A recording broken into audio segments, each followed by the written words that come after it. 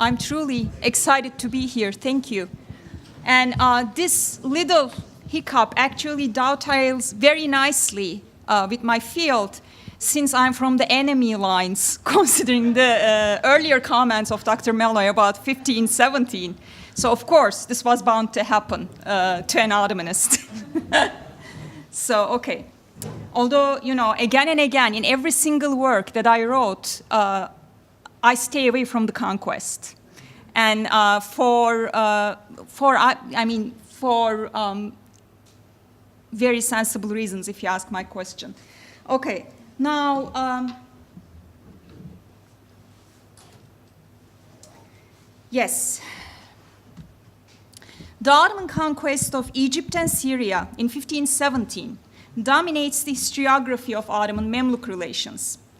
However, this relationship dates back as early as the 14th century, and it was neither exclusively defined with conflict nor merely limited to political interactions.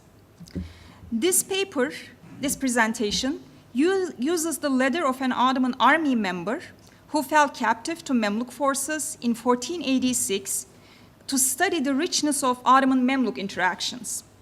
While a single document is not sufficient to discuss the complexity of any historical phenomenon, this close reading of a single document shows that time, in fact, plays a critical role in the transformation of mutual perceptions.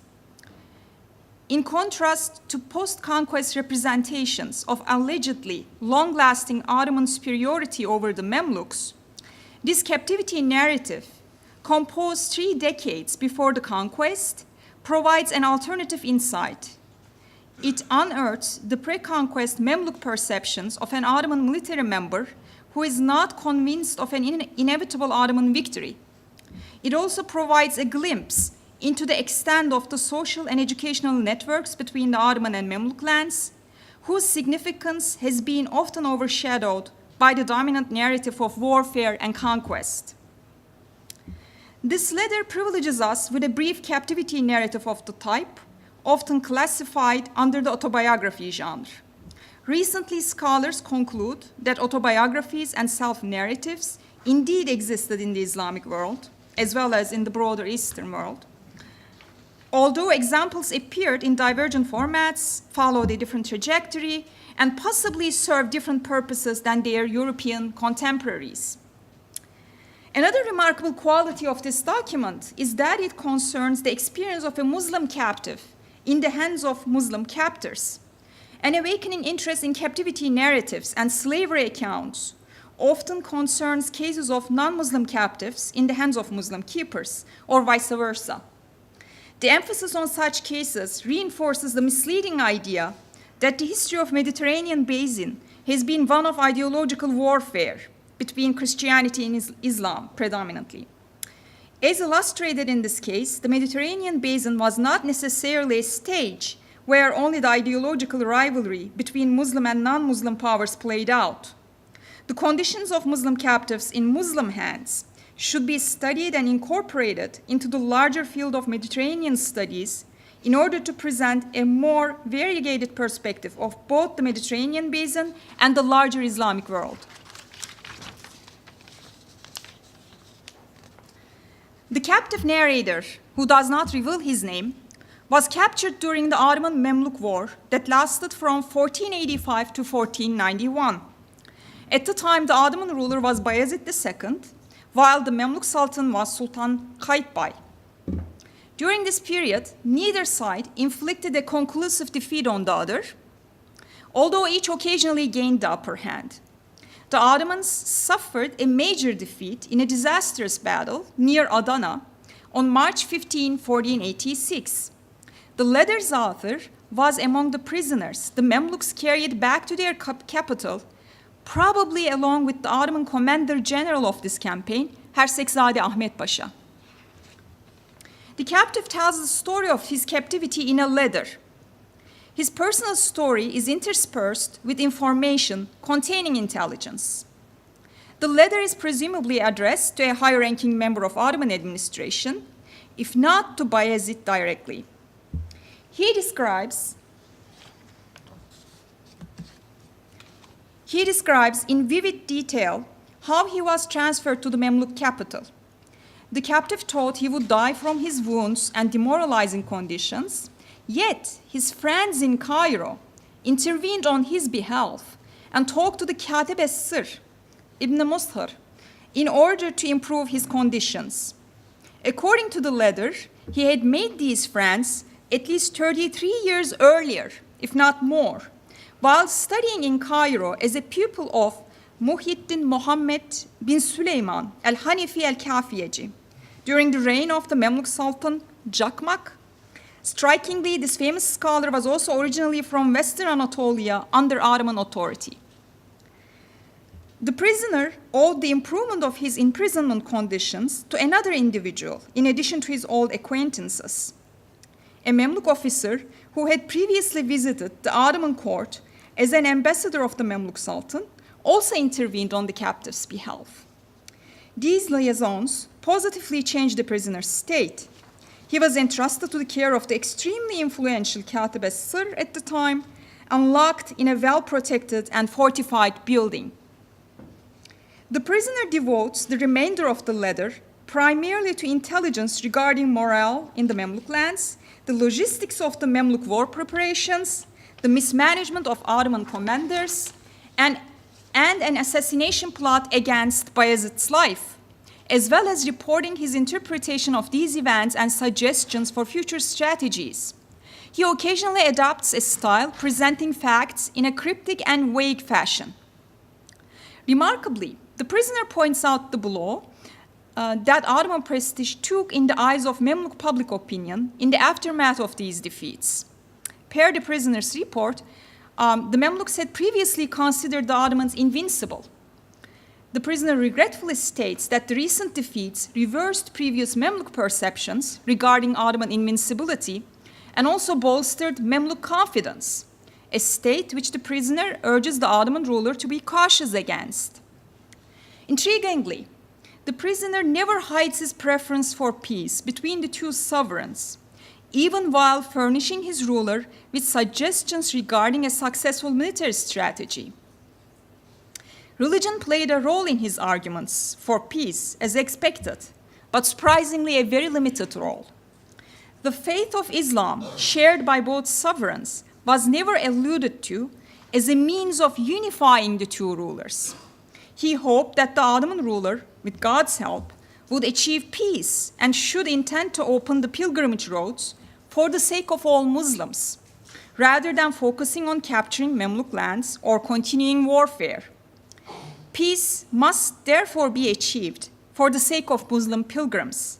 Yet he never suggests that two leading Sunni Muslim leaders should not engage in war merely because they believed in the same faith. The lack of such arguments suggests that, at least in the prisoner's worldview, neither Islamic religion nor religious ideology necessarily shouldered a unifying role in the rulers' relationship. This also reminds us that religious affiliations were othered and reinforced by the ruling elite only as long as they did not drastically contradict political expediency. Instead, the prisoner's major argument for peace focused on the strength and might of the Mamluk regime. He perceived this strength and might neither in terms of military superiority nor economy. Among the many comments our prisoner made, one stands out for its reference to the prestigious position of the Mamluk sultans within the Islamic world as seen through the eyes of a fellow Muslim. I'm quoting, and the translation belongs to me. Every year, much money is spent for the people who live in the two holy sanctuaries, and those people pray day and night for the continuation of their reign. He means, of course, Mamluk reign, and for the defeat of their enemies. Therefore, we must be concerned more about the spiritual and emotional support they enjoy than about their armies. End of quote. This emphasis on the religious and ideological significance of the protectorate of the two holy sanctuaries is crucial in understanding Mamluk prestige within the larger Islamic world. The prisoner might have had multiple motivations in his persistent advocacy for peace. Perhaps he hoped to be released from prison if the two parties signed a peace treaty and exchanged captives. His captors were perhaps expecting that the captive would become an advocate for peace when they improved his imprisonment conditions. Yet, his pro-peace voice, in combination with the reminder that others had already opposed an Ottoman attack on Mamluk territories in the past, draws attention to the general perceptions of this ongoing war in Ottoman lands. The war against the Mamluks was not necessarily unanimously supported by Ottoman public opinion and also by the ruling class, albeit for diverse reasons. It is possible that the prisoners' arguments, either knowingly or unknowingly, contributed to the causes of this brewing faction when considering the very early emergence of a pro-peace faction. Determining where one's genuine loyalty lies is impossible to surmise by examining any single letter, let alone by one presumably written under extraordinary conditions. Nonetheless, it is worth mentioning that the acknowledged prestigious and revered position of the Mamluk ruler does not lead the prisoner to promise his loyalty to the Mamluk Sultan, at least on the surface. At least on the surface, the captive presents a clear and loyal association with the Ottoman side, while mirroring a strong sense of animosity and resentment against the Mamluks, perhaps in an attempt to convince his sultan for his continuing loyalty, of course. Additionally, our prisoner's manner of referring to the Ottoman ruler reveals that he carefully carved a prestigious position for Bayezid vis-à-vis the status of the Mamluk sultan that seemed undisputed within this captive's ideological and political world vision. And the rest of this paragraph surprisingly actually fits well with the discussion of Tejdid and Mujaddid. I think this belongs to the same milieu. In one occasion, he addresses the Ottoman ruler with the title Padişah-ı İslam, and this title was not the same, but nonetheless closely resembled the title Sultan el-Islam that was generally but not exclusively used for Mamluk rulers. In another, he defines the Ottoman ruler as the shadow of God, Zullullah, an expression frequently referenced within the 16th century context of Ottoman political culture and used increasingly often for Ottoman rulers following the conquest of Egypt and Syria. Remarkably, the prisoner also used the expression "Hullidet hilafetuhu," may his caliphate last long, or may God extend his caliphate, despite the Abbasid Caliphate's existence in Cairo. The usage of this title did not necessarily mean that he considered Bayezid a caliph in the classical sense.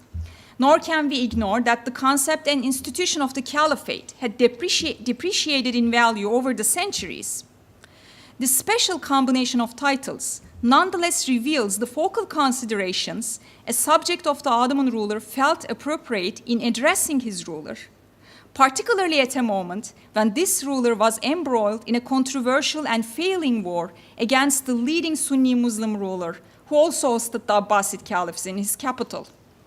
These word choices might reflect a sensitive act of balancing the status of his sovereign with that of his captor, possibly to convince his audience for his lasting loyalty. But perhaps more importantly, these addresses and references show early adoption of the millennial sovereign concept that gradually became prevalent in the 16th century Ottoman capital, along with other parts of the Islamic world. The prisoner deemed only this particular combination symbolically and ideologically powerful enough to counterbalance the Mamluk Sultan's position. And all these titles actually belong to the idea of that, to the same discussion of Mujaddid and Tejdid. And we see that, Selim I, of course, uses this more intensely. And we also know later Mughal rulers used the same idea, as Asfar Moin's work showed us actually in his book. Although the signature does not include a name, the content of the letter provides clues regarding our captive status and background.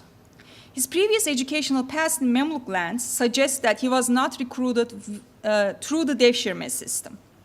Moreover, the letter contains specific details regarding the Ottoman defeat on March 15th. These details were more likely to be known by an officer of higher rank rather than a foot soldier. that the Mamluk commanders selected this prisoner for safe delivery to Cairo, and that the Mamluk ambassador spoke on his behalf, both further affirm that the prisoner must have been a person of status.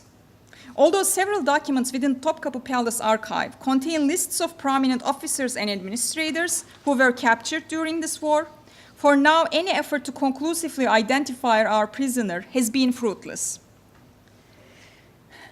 The issue of authenticity is a major concern for any researcher working with captivity narratives or any type of autobiography. Similarly, we must address first and foremost how the captive produced this document under the conditions of captivity, and more importantly, how he dispatched it. Although toward the end of his account, the captive confesses the dangers of producing this document for his well-being, he does not reveal any clues regarding its delivery. For now, most sensible speculation would assume that he relied on the help of his former acquaintances for its dispatch.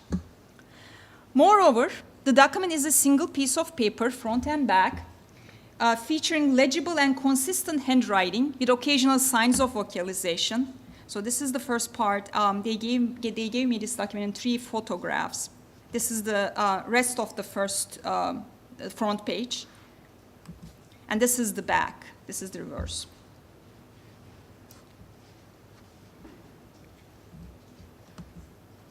As you can see, I mean, it's a very it's a clean document for a 15th century document.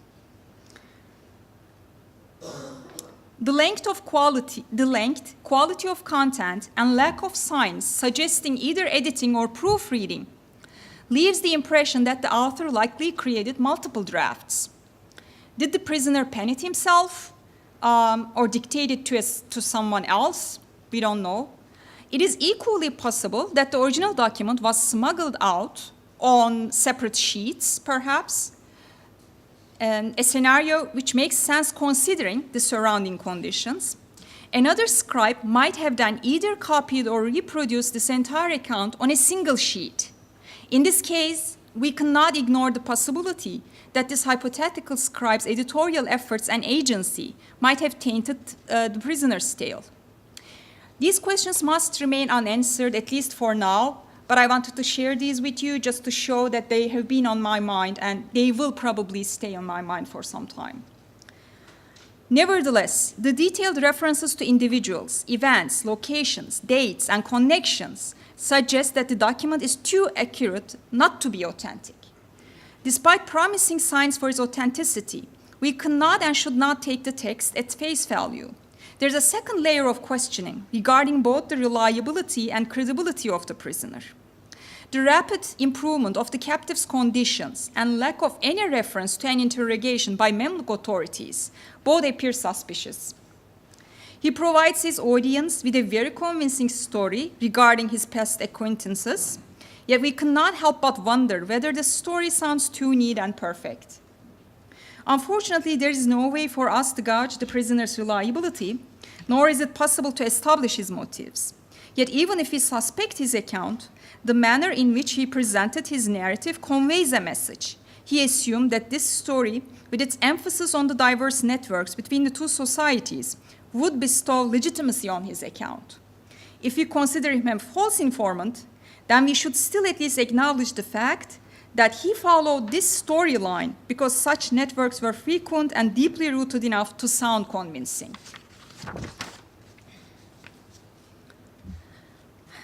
This letter... Five more minutes. Yes, I'm almost done. This letter can be revealing when read within a broader context and in relation to the larger theme of Ottoman-Mamluk relations. The letter reveals a macro narrative that should lead current researchers toward revising their approach to the historiography of Ottoman-Mamluk relations, at least in 2 major ways. On one level, the prisoner proves that conflict and mutual resentment were among the major dynamics of this relationship, at least at this point. However, while describing the personal humiliation endured at the hand of his keepers, he did not appear confident of an ultimate Ottoman victory. Instead, he boldly and explicitly questioned the decision to attack Mamluk lands. This questioning alone should suffice to reconsider the existing historiography growing under the shadow of Ottoman conquest. On another level, the captive admitted that he benefited from his former acquaintances in Mamluk lands. Numerous cases in both Ottoman and Mamluk lands prove that this latter does not present an exceptional story of an unusually cross-cultural individual. On the contrary, the entire story of the prisoner's captivity demonstrates the deeply rooted and solid intellectual and social networks established between these two geographies. They manifest both the Islamic world's and the larger Mediterranean world's connectedness. Yet in this latter, these networks went beyond mere channels of communication or exchange.